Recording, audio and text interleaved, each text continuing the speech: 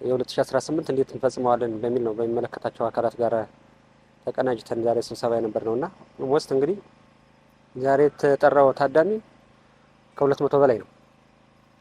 ስለዚህ ይህ ታዳሚ ምንድነው የድርሻውን ባለቤት እንዲወስድ ነው እና በ2017 የነበሩ ጥንካሬዎችን ይዘን ለማስቀጠል በ2017 የነበሩ ድክመቶችን ደግሞ በ2018 አብረን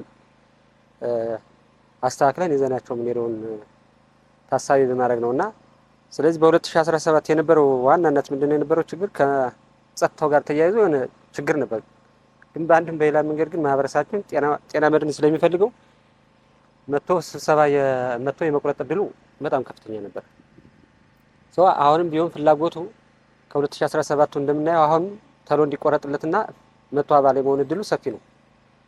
ስለዚህ በዚህ አጭር ቀን ውስጥ አሁን በዚህ ውስጥ በ30 ቀን ውስጥ በዙሪያው በከተማው ሆነ 100% እንፈጽማለን ብለን ነው የምናስበውና የባለፈው አመት እቅዳችን ስነሳ ምንድነው በአብዛኛው ወደ ድጎማ ሳይጨምር እኮ በንጥር ወደ 25 ሚሊዮን ነው ሁለቱም ከተማውና ዙሪያው ላይ ሰበሰብና ስለዚህ በዚህ ልክ አሁንም ቀጣይ አጠናክረን ማህበረሰባችን አባል አድርገን እንቀጥላለን ነውና ምንድነው የሚነሳው አንዳንዴ አልፎ አልፎ የግብዓት ችግሮች እንደዚህ አይነት ነገሮች ይነሳሉ። አሁን ቀደም ወረዳችን ምንድነው የነበረ የጤና መድን ብር በኔጌቲቭ ነበር የሚሄደው። አሁን ግን በዚህ በ2017 ከሰበሰብነው ወደ 2018 የተረፈልን ምንድነው ወደ 11 ሚሊዮን ብር አትርፈን ነው እየሰበሰብን ያለ ነው። ኦልሞስት አሁን ከጤና ጣቢያ አካባቢ ላይ የታከሙ ደንበኞቻችን ሙሉ ለሙሉ የግብዓት እጥረት አለ ብሎ መናገር አይቻልም። ምክንያቱም ከፍለውበታል። በከፈሉ ልክ ኦልሞስት ክፍያውን ፈጽመናል ጤና ጽሕፈት ቤቱ ማለት ነው።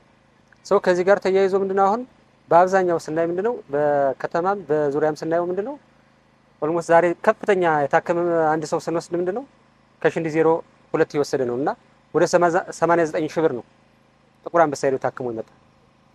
ሌላውን ከ20 ምናምን ሺህ ከ30 ምናምን ሺህ በጣም ኦልሞስት ከ20 ከ30 ያላነሰ ነውና ይህን በመገንዘብ ማህበረሰባችን አባል ለመሆን ያለው ጉጉት አሁን ከነበረ ካደር እየጨመረ እየሄደበት ያለው አግባብና እየሄደበት ያለበት አግባብ እንዳለ ነው ታሳቢ የሚደረገውና ስለዚህ በ2018 ጥቅልል ባለ መንገድ የሰው ኃይል ችግርም የለብንም።